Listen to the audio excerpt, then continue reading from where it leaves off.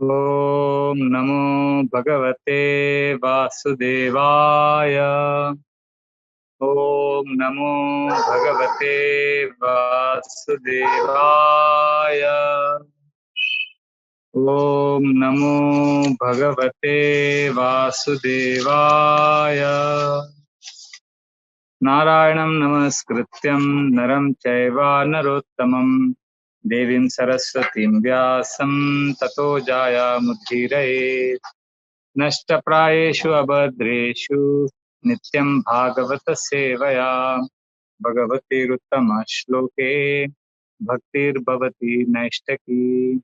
कृष्णाय वासुदेवाय देवकीनन्दनाय च नन्दगोपकुमाराय गोविन्दाय नमो नमः। नमो पङ्कजनाभाय नमो पङ्कजमालिने नमो पङ्कजनेत्राय नमस्ते पङ्कजाङ्घ्रे। ॐ अज्ञानतिमिरन्धस्य ज्ञानाञ्जनशलाकया चक्षुरुन्मिलितं येन तस्मै श्रीगुरुवे नमः।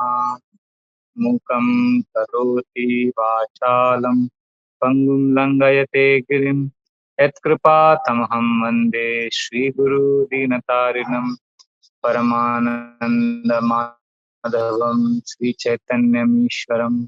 नमो ॐ विष्णुपदाय कृष्णप्रेष्ठाय भूतले श्रीमते Bhaktivedanta स्वामिनिति नामिने।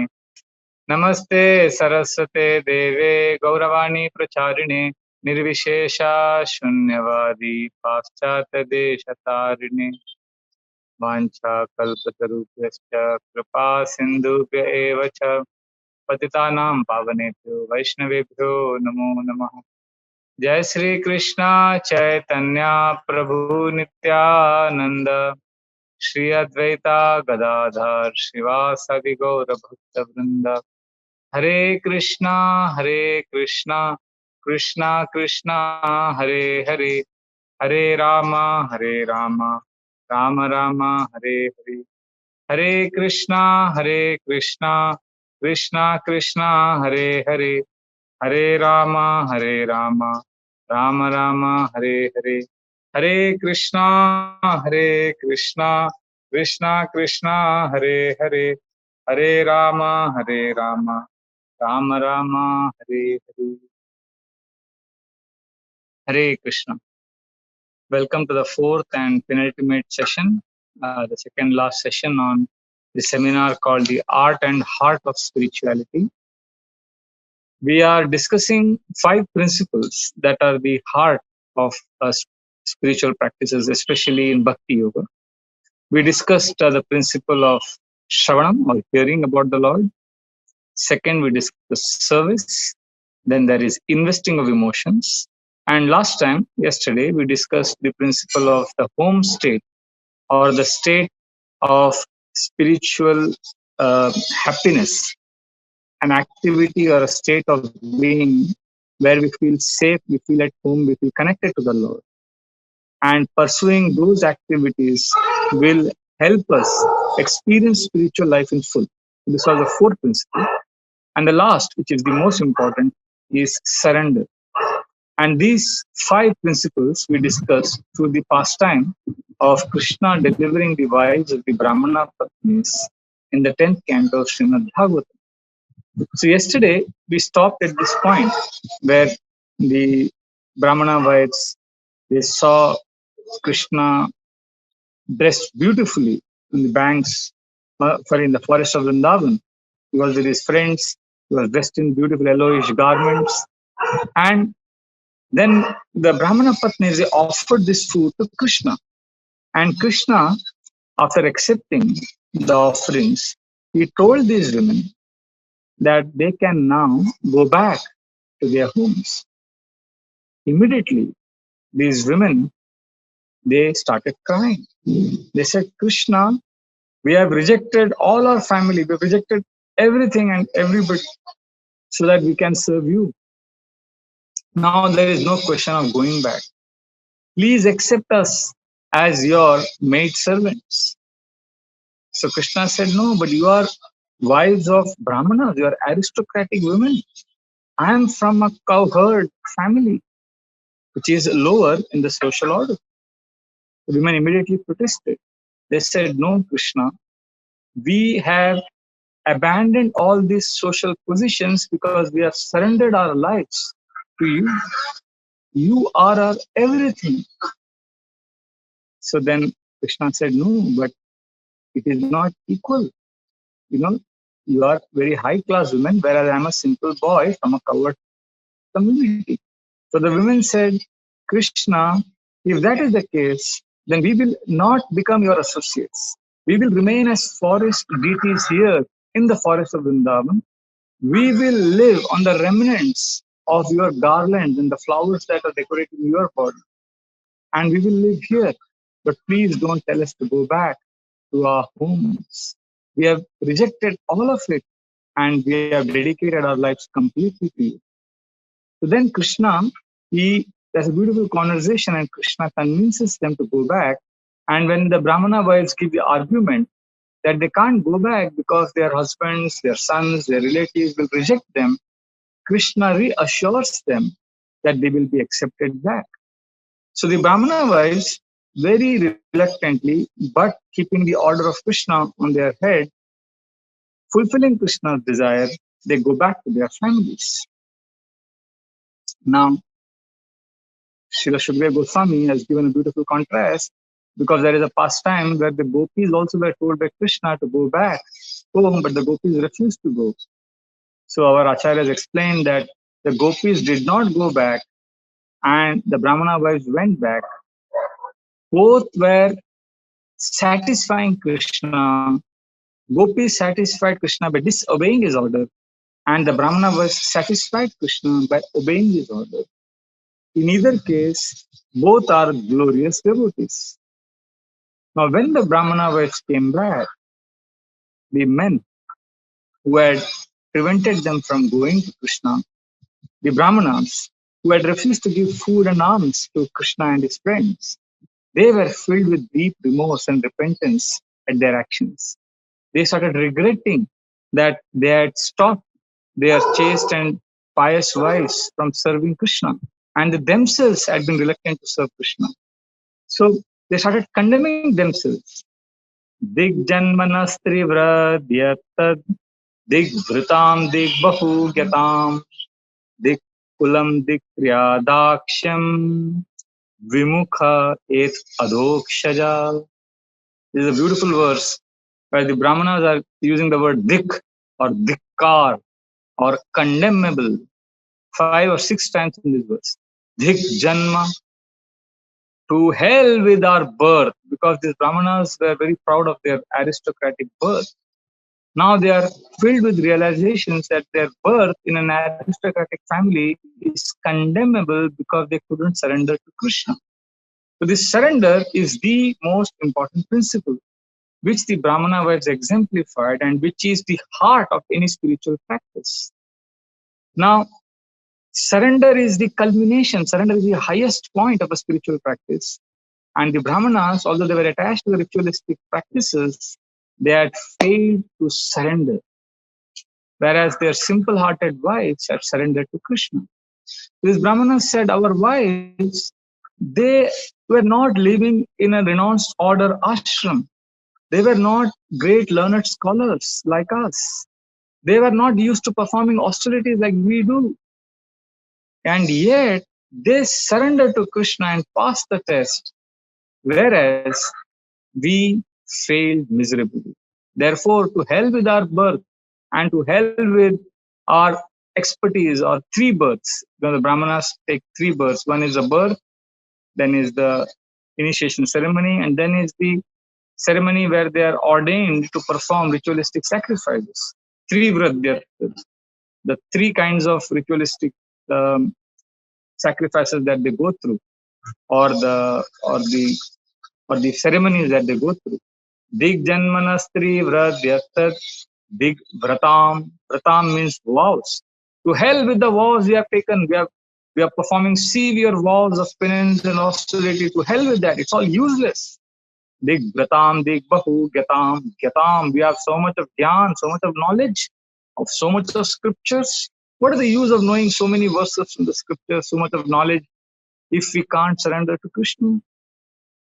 Dig Kulam.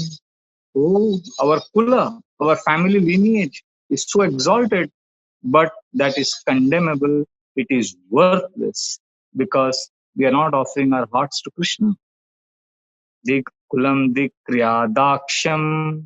We are experts in the performance of sacrifices, but what is the use of this expertise when we can't offer our heart to Krishna?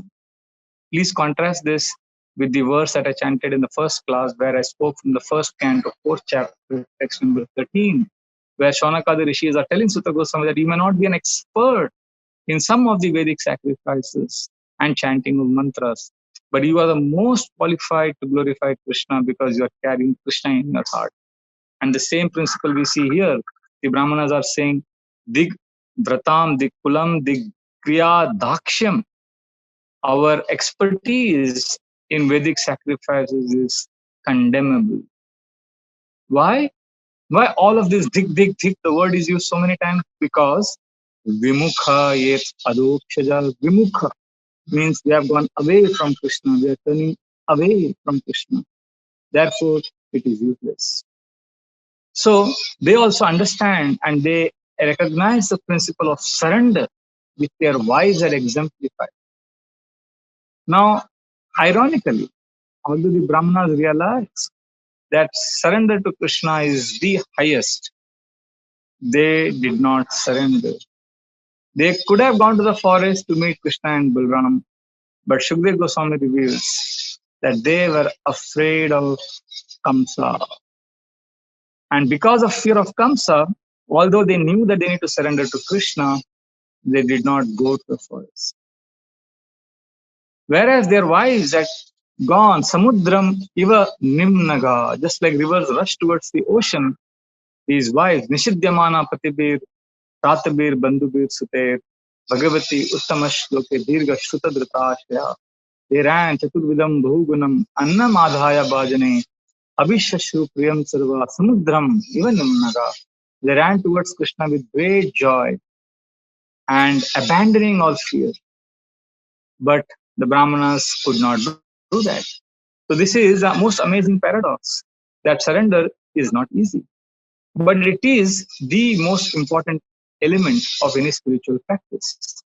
So, the five the 5 points that I discussed yesterday regarding the home state. If you remember, I was talking about a spiritual state of activity or a practice where we feel safe and there is no fear, and basically that is like a stop point. It's not a means to some end. It's not a journey. It's like the destination. When you are on a journey, a very arduous journey, and when you reach your destination, you feel safe. You feel I'm at home. So when you are, like, for example, reading Bhagavatam, or when we are offering prayers, when we're in the temple hall, or when we're in the association of devotees, or hearing Bhagavatam class, if we experience that home feeling, that safe feeling, there is nothing more to achieve, there is nothing more to be done now.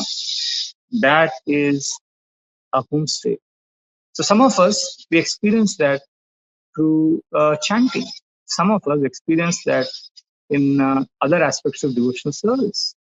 Whatever it is, we need to know that there are these 4 or 5 characteristics. First is safe. Second is satisfaction. Means that feeling of worth, that intrinsic worth. We don't need the world's approval, certificate, recognition. Whether we are honored for chanting, whether you are dishonored, whether you are glorified, it doesn't matter because the rewards are intrinsic. We are not expecting to get anything out of this. I know some devotees, I gave the example yesterday, they love to memorize verses, but they never show up. They never tell the others that they know these verses. They just relish those verses. They're in their own absorbed state of Krishna consciousness. So for them, memorizing verses is their own state. It is that state of existence in their spiritual life where they feel complete union with the Lord. So these are the characteristics. You feel safe, you are satisfied, you don't need anybody's approval, And third, that is a state where you are small and yet loved. That is a state of service where kindness, love, gratitude, appreciation is born. Because you are so satisfied, you don't want to control, you don't want to enjoy, because control is opposite of love. So this is a state of love where you are giving joyfully. There are many spiritual practitioners who serve, and in that state of service, they actually feel so much joy that more service is born out of that service. So for some it is service, for some it is reading of scriptures, for some it is worship of deities. So any activity that helps us connect to these principles, we feel safe, we are satisfied, we give service, and there are two more. Another one, the fourth one is, this is a state where your heart becomes soft. In the sense, you are you are spontaneous. You are not bound by time, obligations, duties. It's not that you're looking at your watch. You know, it's natural. It's not. There is no obligation. When you're in your office state, when you're in your office, you're looking at the watch. You have to finish your duty. You have to finish your meetings. Here, there is no need to finish anything. So I was giving the example of the yatra where we spend a lot of time. It's with the Zulin Radhana Swami Maharaj and other devotees. They've had experience where the class would go on for a long time during the yatra. Devotees would keep glorifying Krishna. They would lose all track of time, and they would do kirtans, they would dance. There is happiness, there is spontaneity. So this is very important. Because many times we crush the spontaneity in the name of discipline, in the name of the rigid practices. In fact, disciplined practices sometimes makes our heart hard. Although determination and discipline is very important, but sometimes it squelches the spontaneous offering of our heart to Krishna. So spontaneity cannot be eliminated. In fact, it is in spontaneous practices that often our growth happens. Like I'll give an example. I had a schedule. I had made a strict disciplined card where I would measure my spiritual practices progress. Like I said, okay, I'm going to chant every day at this time. I'm going to read Bhagavatam. I'm going to be doing yoga, etc. So one of the things to do was to read Prabhupada's books. So one day I had to complete my quota, my schedule, and I was running to read. And as I was running to read, I saw one devotee had come after a long time from his tour, and he was standing in the ashram, and a lot of devotees had gathered around him, and they were having a hearty laugh, and they were sharing their heart. It was such a candid and homely atmosphere, and everybody was full of joy and life. When I saw that, my heart said, "Stop. This is it. This is the end of your search. Prabhu, this is where you have to just be here, relish this association. This will nourish you." But I was determined to follow my schedule. And although my heart was yearning to be here, the spontaneous heart with full of joy was demanding I'm here. But my obligations, my rituals, my duty, because I was living in the duty space, the office space, bhakti had to be executed. I have to do this. But I wanted to be here with the devotee. There is a difference between I want to do and I have to do. So many times in the whole day, we spend our day doing I have to do. We live in the I have to do space. But when I'm talking about home state, I'm talking about a space where I want to be. I want to chant, or I wanted to be with the devotees, but I have to complete my reading. So with a heavy heart, I went ahead. I sat in the library, opened the book because I had to complete my quota of reading Prabhupada's books, and I sat down to read. And what did I read at that time? I was reading Nectar of Instruction, and Srila Prabhupada had written there that one should never miss an opportunity to associate with devotees.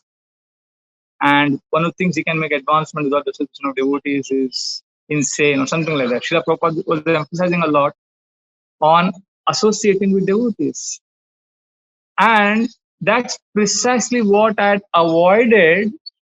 So I had an opportunity to associate with devotees, but I avoided that. And I spent time reading Prabhupada's book, where Prabhupada writes, one should never miss a chance to associate with devotees. You see the irony of this?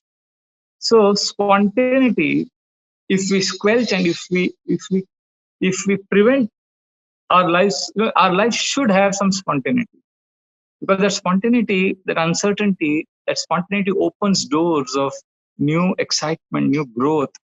We learn new things when there is room for spontaneity. So a home state is a state of existence where we are spontaneous, where there are no obligations, no duties. We are happy to perform that spiritual activity without, like for example, for many of us, we chant 2 hours every day japa, 16 rounds. Unfortunately, for many of us, it's an office state, it's a duty, it's an obligation. We have to do it, and that is needed because that is purification, and that duty is also a sign of love, because we have a sense of responsibility towards our spiritual master, towards our parampara. So we make advancement, certainly.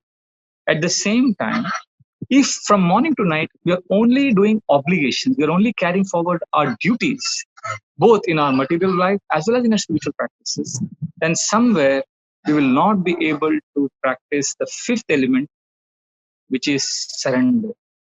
Surrender or shelter is the antithesis, it is the opposite of struggle. Unfortunately, many of us are struggling, which is natural. This struggle is purifying.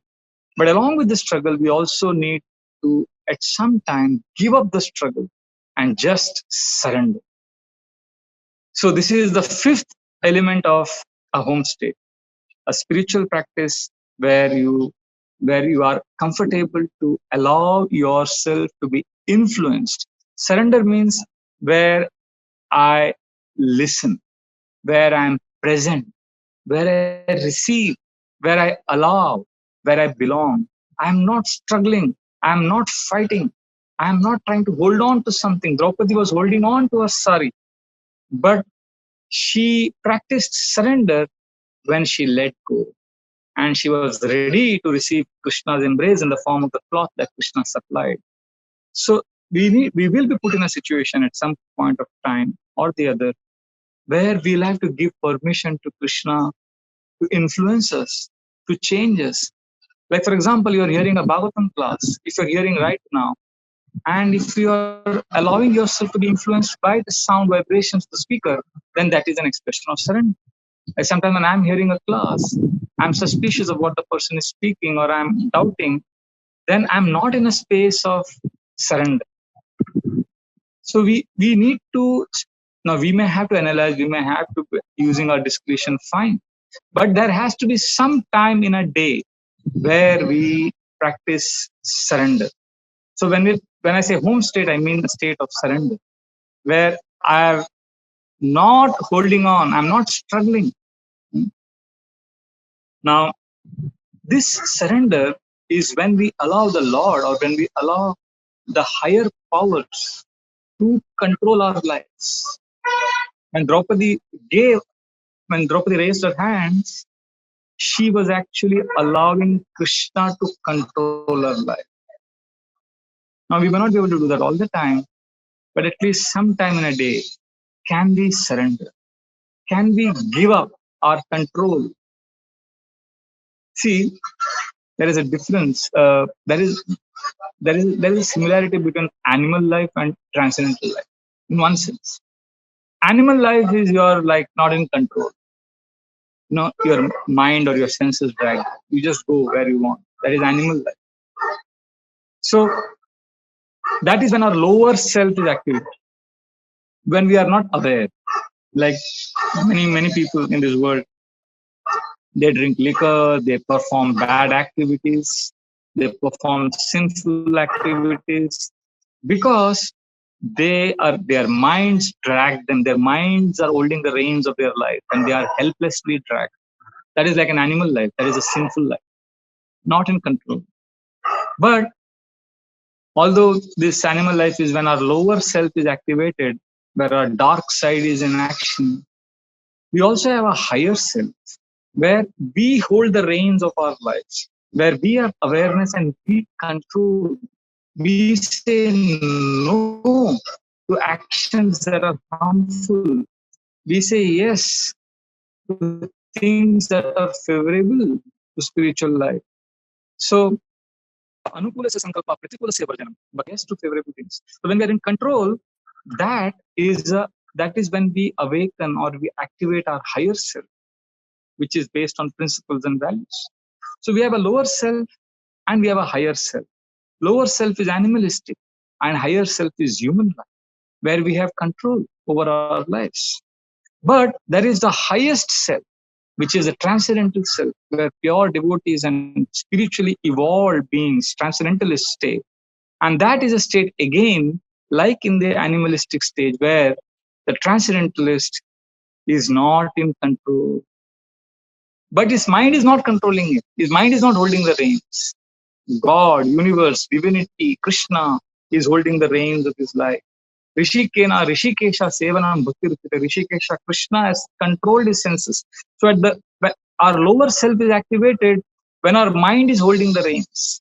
Our higher self is activated when we are holding the reins of our lives.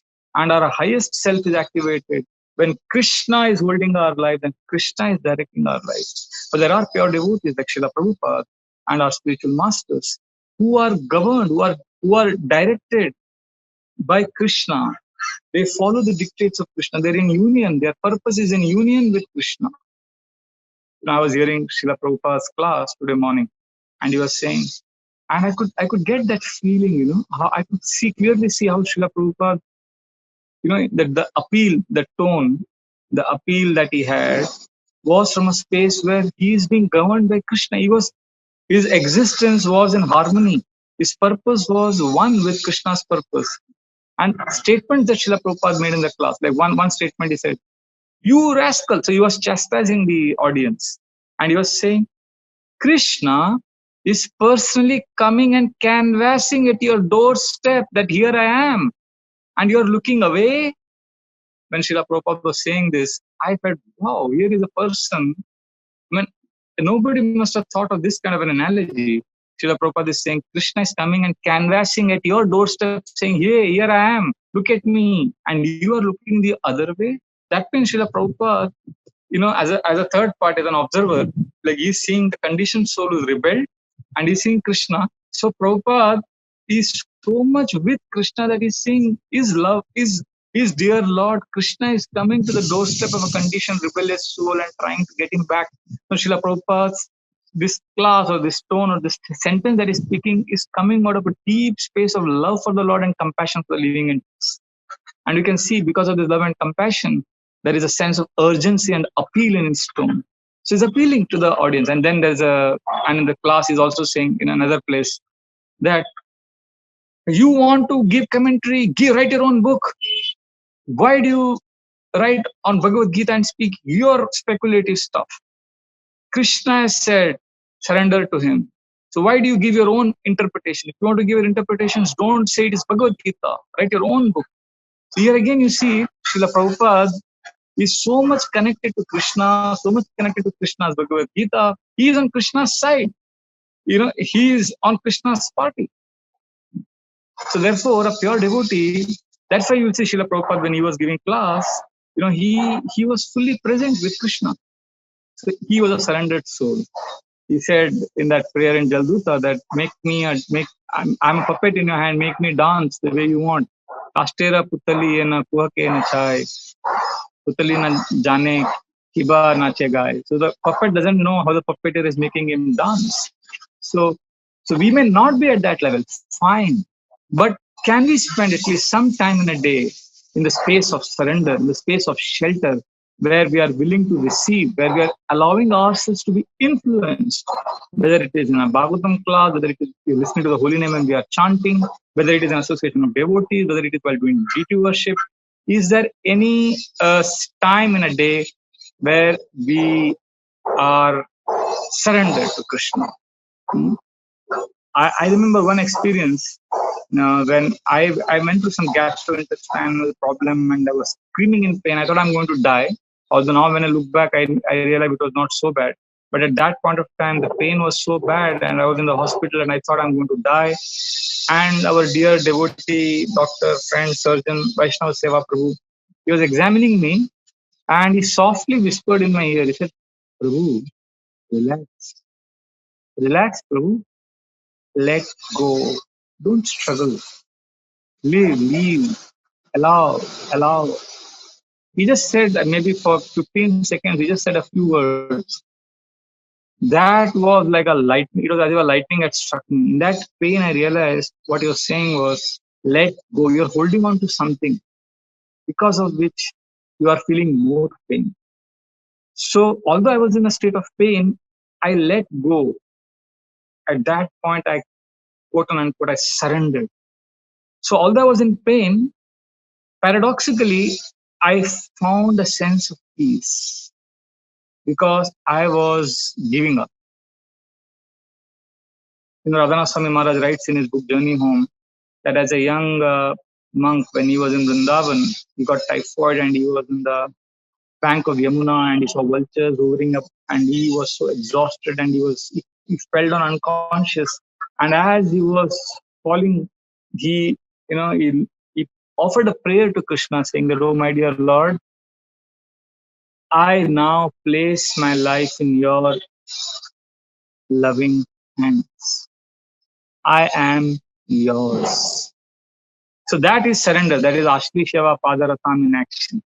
So a point, now this may appear to be very exalted and esoteric, but in our day-to-day life, there are moments, especially every day, there is some moments for many of us, like maybe it's a chanting time, maybe it is reading time, prayer time, where we can enter this space of surrender. So these are the five characteristics of any home state, of any state where you are rising beyond matter, where you are connecting to your higher self and you are entering the space of your highest self. And that is a state characterized by a feeling of homeliness. You are safe, you are satisfied, you are small yet loved, means you are in a state of service. And fourth, you are in a state of spontaneity. And also, you are surrendered. So this is exactly contrasting to a struggle space or a space where we are not in our spiritual state. A non-spiritual state, although we may be externally chanting, externally practicing bhakti, but it is non-spiritual if we are governed by fear, insecurities, or approval-seeking behavior. We want appreciation, approval from people. We are looking for the dualities. We are tracked to the dualities: honor, dishonor, insecurities, fear, and we're trying to control, manipulate. Or we're trying to enjoy, or we are bound by time, constantly looking at the watch. As I'm chanting my rounds, I'm looking at the watch. So that means I'm not in a space of Krishna. And also the struggle per se is uh, is opposite of surrender. So we have to struggle to stay awake in the chanting. I agree, but we also need to be in a state of surrender. Krishna, I am yours. And there are devotees who have amazing experiences of how, when living in the home state, living in a space of surrender, where they allow themselves to be influenced, where they deeply connect to their higher self, they experience union with the Lord. They experience what is called, this is the heart of spirituality. These five principles which we discussed over the last 4 days: hearing, service, investing emotions in our prayers, and living in our home state, a state of safety, satisfaction, performing spiritual activities which really nourishes, that is a home state. And lastly, shelter or surrender space. Now, I know one devotee who was a close friend of mine, and he has an interesting story. He grew up with a very troubled childhood. His father was abusive and his mother had some issues, and he couldn't get love from his parents. So, and at the same time, he was growing up, as life is never straight, it is like the mixture of good and bad. So he had his challenges, but he also got some success, etc. So as he was on a roller coaster ride in his life, he came across devotees, started chanting. And meanwhile, while he was in college, he had also proposed to a girl to marry him, and the girl had refused. So he had also felt a sense of failure in his relationships, at home, in his love life. So basically, he was not happy. So he came to Krishna consciousness, and he was doing some services and some projects, and he was busy. and externally everything was going on nice. He was trying to connect to Krishna. But one day, he was introduced by the temple manager to his spiritual master.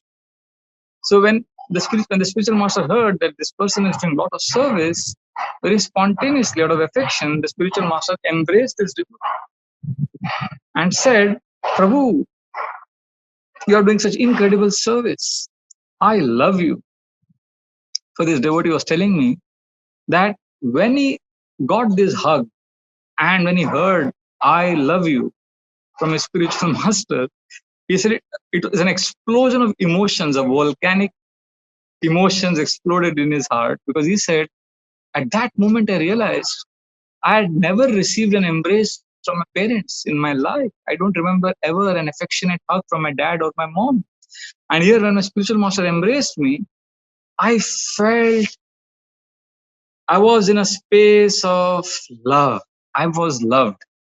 And when I heard, I love you, my desire to hear this from the opposite sex completely vanished. And I got so attached to my spiritual master that from that day on, whenever I hear any discourse of the spiritual master, I feel shelter, I feel safe, I feel I'm at home. So for him, whenever he is low, whenever he is down, hearing his spiritual master's classes helps him enter that space of safety, satisfaction, smallness, service, spontaneity, surrender, etc. So the space of spirituality for him is Shravanam, hearing from a spiritual master. I know another devotee who, when we were having a get together and we were talking about how we handle stressful situations, he said, when I think of the next day morning Guru Puja program in the temple where we chant and dance at 7:45 till 8:15. So when I'm in the middle of a lot of anxiety and pressures and deadlines, I just think of the next day morning 7:45 session in the temple where I'm going to chant and dance and sing. Just that anticipation gives me great joy. So that is his home state. That is his spiritual state where he feels loved, safe, sheltered, satisfied, anchored. So we all need to search. We all need to seek that home state, which will help us connect to Krishna best. And for each one of us, it is unique. For some of us, it is prayer from Srimad Bhagavatam. For some of us, it is Ramayana. For some of us, it is deity worship. So it could be variety, but we need to search for that. I know one lady who, when she was a teenager, she lost both her parents in a road accident. And it was traumatic for her. And she was also in the car during that accident. And of course, her life went on and she grew up, and then she was a teenager at that time of the accident. And then, of course, she got college, then she got married, she met her husband, and then she had their children. And her life was going on. And then one day she came to Krishna consciousness. And the first time she chanted Hare Krishna Japa, tears started coming from her eyes, and she was transported back directly to her teenage years, and an overwhelming emotions of remembrance of her parents surged in her heart. So her connection with the holy name was of that of loving parents. Whenever she chants Hare Krishna, she connects to the principle of parental shelter. So for her, shelter is the holy name. Her home state, her safety, her state of satisfaction, surrender, shelter is holy name. And each one of us has at least one home state, as that state where we don't care about time, that state where we just want to be, not doing something to achieve something. Now, I want to share one experience. When I was a young brahmachari, I joined the temple. There was an old man who would come to the temple every day in the morning, and he would just sit and he would smile. And I would get very irritated with him because he would just sit in the temple. And I was a young preacher with young blood, and I wanted to preach to him, and I wanted to see him chant Hare Krishna. So I would go and give him beats, and he would say, he would give me a look as if, you kid, you don't know what you're saying. Relax, I know what I'm doing. But I would be irritated because I would say, he's not doing Now, when I look back, I know he was in a state of being. He was in bliss. He was in the temple hall with the Lord. But I was thinking that no one should be. They should be doing. So he should be doing something. What is he just sitting here? So I was quite upset. So I would go and tell him, why don't you chant? He would just smile. He would say, no, I won't chant. I would be really irritated. And one day, I saw him with the small beats. So I was happy. I said, wow, at last he's chanting. My preaching at work. I went and told him, good. So you're chanting now? He says, yeah, I chant sometimes. I said, so good. So you should chant at least 8 rounds of Hare Krishna. Hare Krishna? No, I chant something else. I said, what do you chant? But I chant Om Namah Shivaya. I said, what? You are in Radha Gopinath temple. You are in Krishna's temple. You should be chanting Hare Krishna. He said, yeah, it's okay. As if you are a young boy. You don't know what you're saying. Now when I look back, I see that this man was in his home state. For him, temple, which exemplified tradition. He was in a state. He was living in a space where, for decades, the Lord was worshipped 6 times a day. There were traditions. There were rituals which were being performed, come what may, whether it was summer, winter, ups and downs, terrorism, riots, success, happy moments. Lord's worship was going on consistently. So that transports you to a space of eternity. So he was basking in the presence of tradition and eternality. He had found his shelter. He was deeply satisfied. He was at home. He was safe. He was feeling small, satisfied, and he was kind. He was grateful. So I could see all the characteristics of a home state was the temple hall for this man. And I remember months later, I saw him talking very animatedly to one man, and he was giving Tulsi beads to one man, and he was preaching to him. So I was wondering, this man what is he talking to? So I went close and I heard him. He was preaching to this stranger, new person, that you should chant Hare Krishna every day on the beats.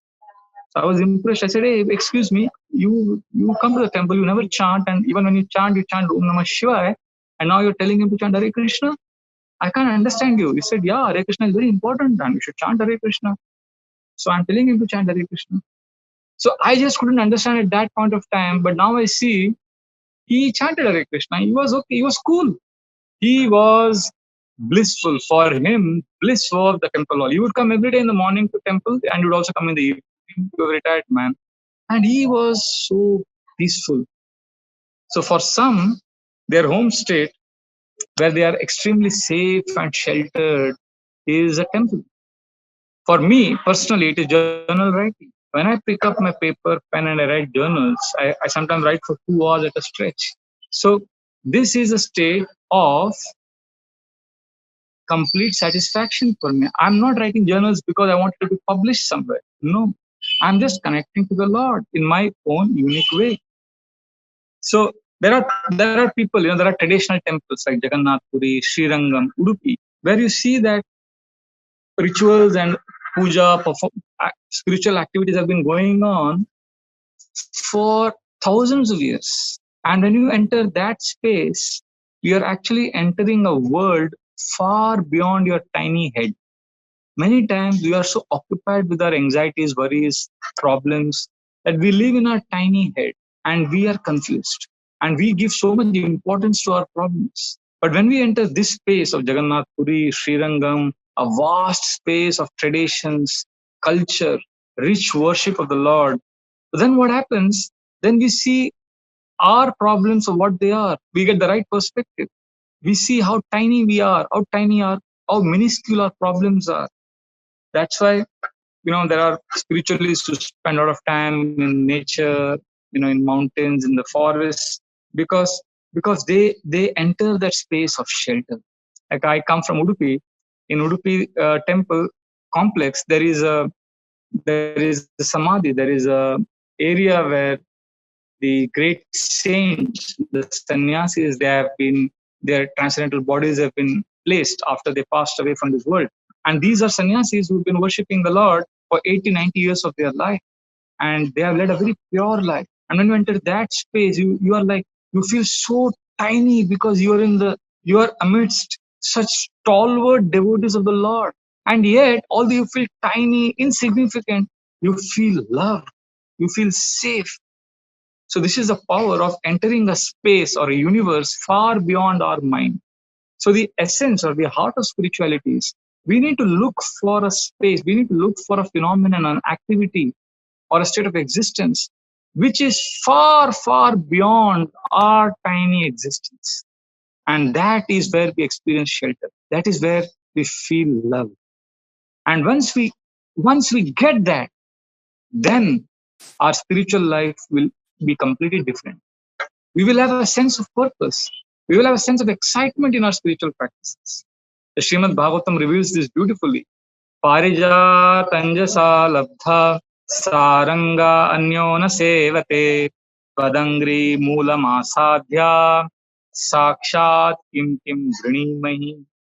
The saranga, the bumblebee, goes to different flowers to get nectar. It keeps going everywhere.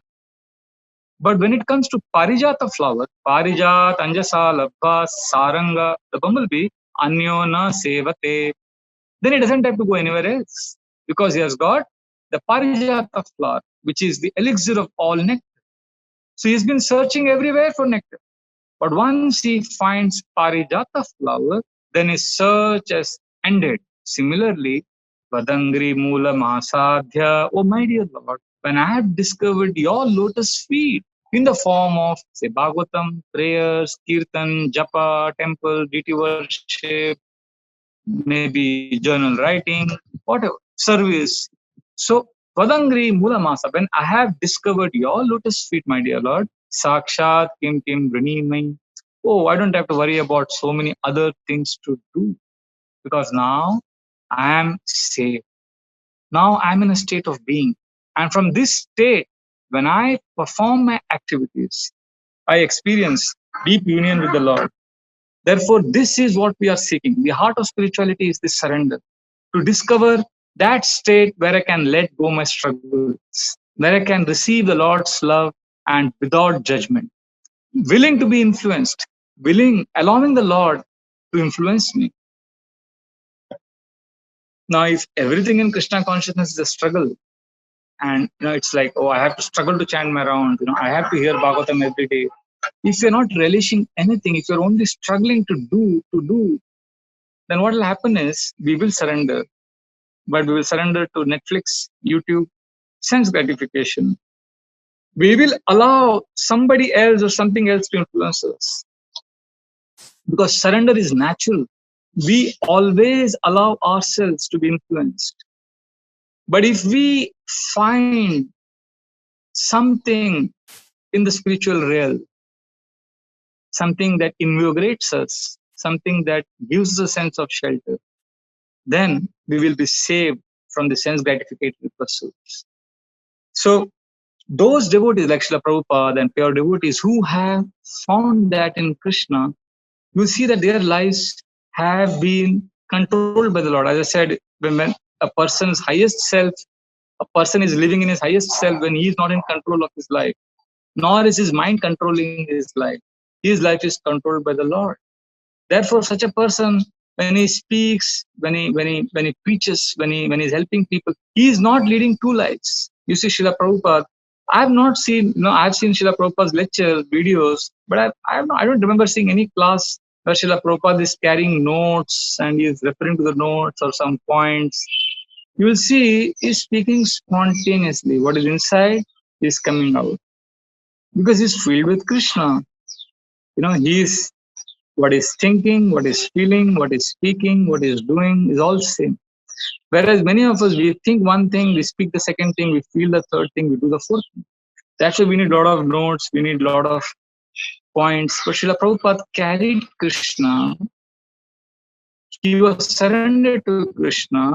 So he allowed Krishna to use him. So Krishna spoke to him. That's why Srila Prabhupada said, my purports are devotional ecstasies. He was just giving himself. And such people, you'll see there are many evolved beings like that in this world who are living in a space of surrender. They may not have surrendered to Krishna the way we perceive Krishna, the way we see Krishna as Bhagavan, but they are surrendering to some aspect of Krishna.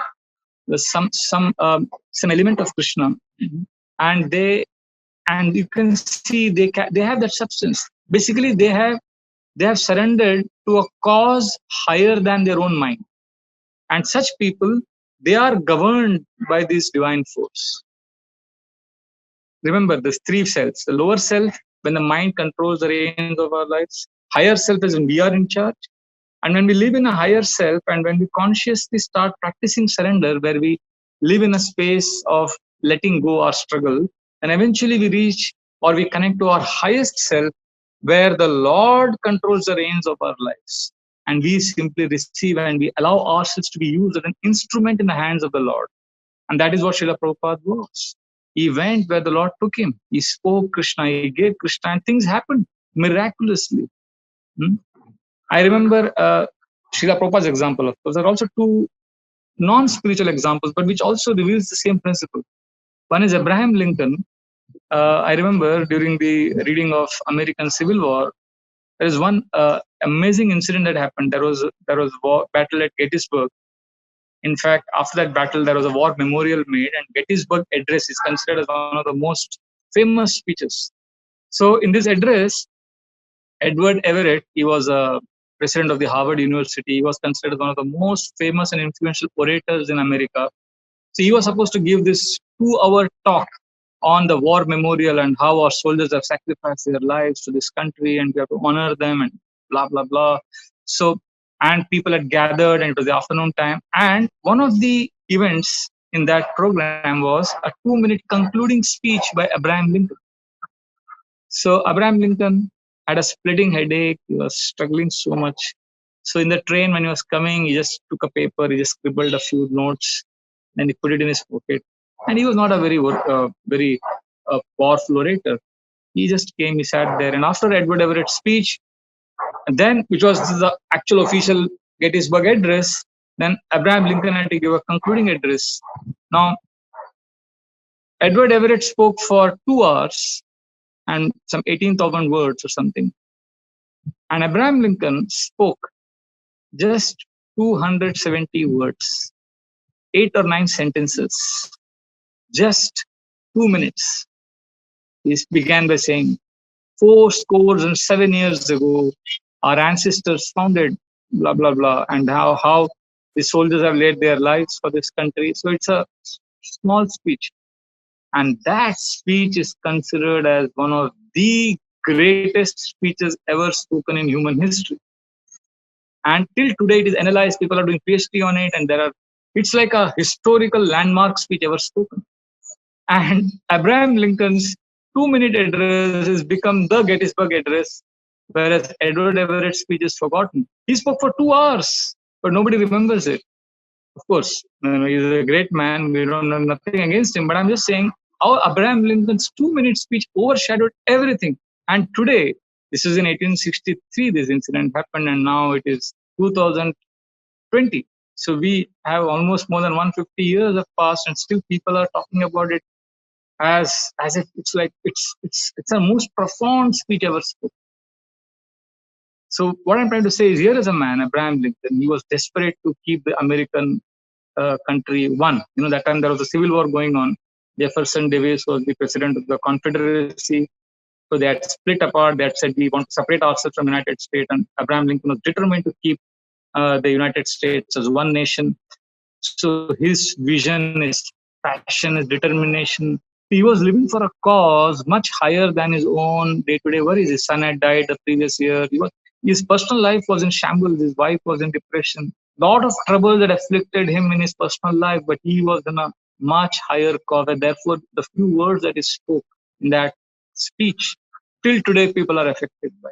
I was a few years ago hearing one interview of Narendra Modi, the Honorable Prime Minister of India. He was being asked by one person that, you have so many challenges and criticized and so much of stress. How do you handle it? So he gave a very nonchalant reply. He said, yeah, I'm fine. Morning when I get up, I get good night's rest. And when I get up in the morning, I get up fresh. Because the questioner had asked that, you must be getting insomnia, you must be having stressful, do you take some medicines at night to sleep? He said, no, I sleep fresh. I sleep. As soon as I lie on the bed, I get sleep and I get up fresh. Now, keeping the political thing aside, some of us may be Modi Bhakta, some of may Modi haters.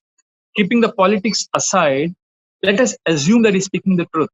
If he's speaking the truth, that's a sign of living for a cause beyond your mind.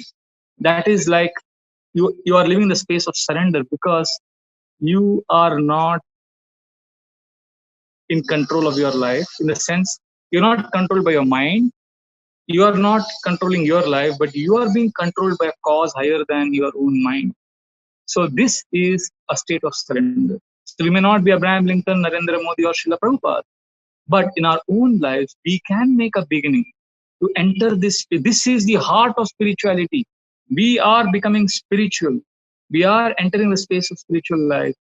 If we can, in our 24-hour period, spend at least some time where we forget time, where we are surrendered to Krishna. It could be in a temple complex, it could be with Bhagavatam, it could be via journal, it could be in prayers, it could be anything which is connecting to your higher self. And I know some of you may say, Prabhu, but how do I discover my home state? I'm so confused. I'm always lost. Fine. My simple proposal is, you like to chant? Chant. And when you see your mind is wandering, gently, I'll repeat, gently come back to chanting. And whenever you realize your mind is wandering a lot or you're disturbed, begin fresh. Just pretend as if you have just started. Like, for example, you're chanting a japa. After 1.5 hours of chanting, you're like disturbed and you're realizing, oh, my mind has wandered so much. Instead of getting despondent, just pretend as if you have just begun chanting and begin fresh. Always live in the space that, okay, now I'm going to start now. That will help you enter and discover your home state. And when you realize your mind is wandering, gently come back. Come back. Many times we struggle. In everything we struggle. When you're chanting Hare Krishna, we are like, Hare Krishna, we are shaking our heads and we are really desperate to hear. And when you're feeling sleepy, you want to stand awake.